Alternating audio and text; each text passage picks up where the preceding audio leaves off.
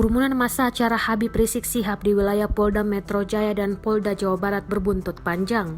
Diketahui kerumunan massa terjadi ketika Habib Rizik melakukan kegiatan di Bogor, Jawa Barat pada Jumat 13 November 2020, serta kegiatan akad pernikahan putri Habib Rizik Syihab, Syarifah Najwa Shihab di Petamburan, Jakarta Pusat, Sabtu 14 November 2020 malam. Terkait hal tersebut, Kapolda Metro Jaya Irjen Pol Nana Sujana dan Kapolda Jawa Barat Irjen Pol Rudi Sufahradi dicopot dari jabatannya.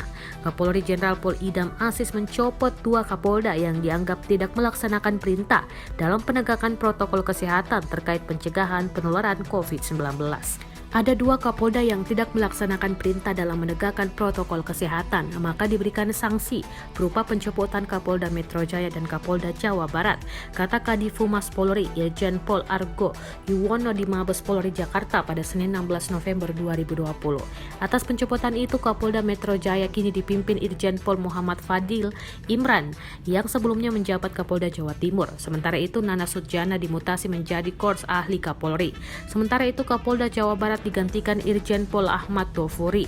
Sementara Irjen Pol Rudi Sufahradi dimutasi menjadi Widya Iswara tingkat 1 Lemdiklat Polri. Dalam kasus ini, Argo menyebutkan penyidik telah mengirimkan surat untuk klarifikasi kepada pihak terkait pelaksanaan acara resepsi tersebut. Surat pemanggilan itu mulai dari tingkat RT hingga Gubernur DKI Jakarta.